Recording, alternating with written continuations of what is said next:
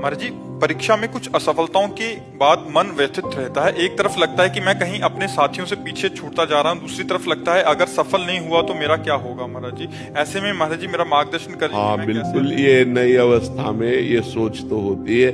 अगर बच्चा हम एकाग्रता पूर्वक अपने पाठ को, तो हमें लगता है कि फेल कैसे हम हो गए। आपके ग्रंथ इतने बड़े बड़े नहीं, हमारे ग्रंथ इतने मोटे मोटे हैं।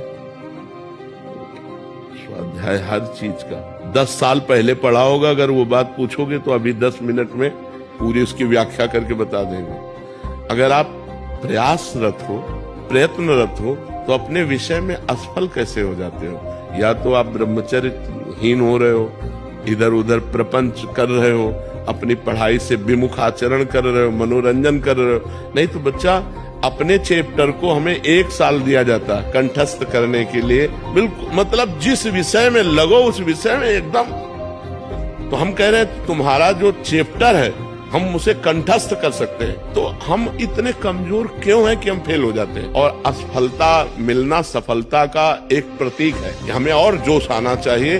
आप जीवन में कभी असफल नहीं होंगे। रात दिन पढ़ाई करो, ब्रह्मचर्य से रहो, भगवान का नाम जप करो, माता पिता की आराधना करो। कौन सी उन्नति जो तुम्हारे चरण न चूम ले। संसार में जिससे प्यार करोगे वो तुम्हें अंत में रुलाएगा जरूर। हम पक्की बात कहते हैं, अंत में तुम्हें रुलाएगा, परिणाम ये देगा।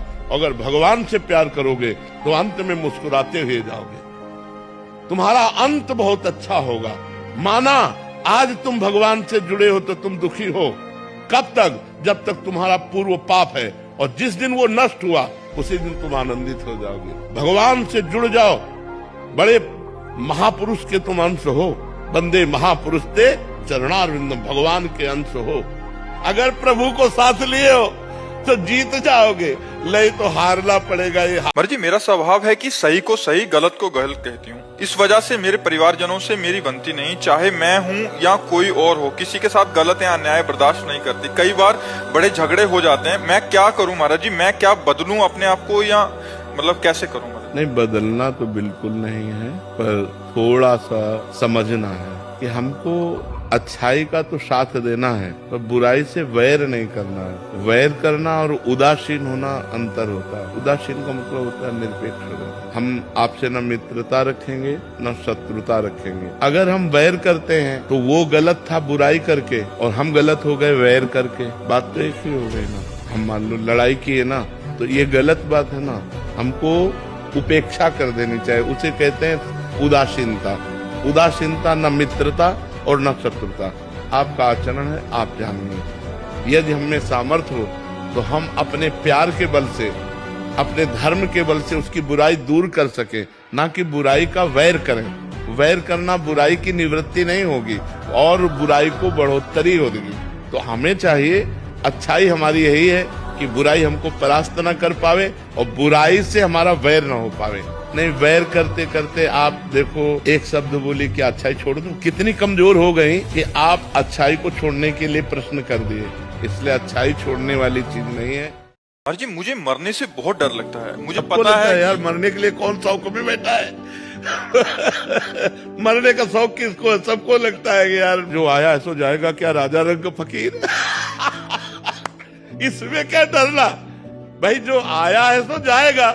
क्या राजा रंग फकीर, चाहे भिखारी हो, चाहे साधु हो, चाहे राजा हो, यहाँ से तो जाना पड़ेगा। जैसे देखो, हमारी दोनों किडनी फेल हैं, डायलिसिस होता है, कभी भी मृत्यु हो सकती है, लेकिन हम हंस रहे हैं। हमें कोई भय नहीं, कोई दुख नहीं, क्योंकि हमने अपने चित्त को भगवान से जोड़ा है। मुझे पता है कि मेरा शरीर छूटेगा, मेरा प्रीतम जो श्यामा श्याम है, मैं उनके पास जाऊंगा। जिनके लिए मैं जीवन भर तड़पता रहा, जिनके लिए जीवन भर भजन किया, अब उनके पास मिलने का समय आ रहा है। तो मृत्यु मेरे लिए महोत्सव है, भयावह नहीं है। भयावह कब होती? जब मेरा परिवार होता और उनमें मेरी प्रबल आसक्ति होती, मकान में, बैंक बैलेंस में, तब होता कि मरने से सब छूट जाएगा, तो भय लगता है। बात समझना। तो अगर आप इन सब में भगवत भाव करके, नाथ सकल संपदा तुम्हारी, मैं सेवक समेत सुतनारी, तो मरने का भय चला जाएगा। संघर्ष करो, जिंदगी से लड़ना सीखो। हारना नहीं, सच्ची मानो ये मनुष्य जन्म है, हम अविनाशी हैं, परमात्मा के अंश, धारणा सीखो, हर कष्ट को गले लगाना सीखो, हर संघर्ष को रौंदना सीखो।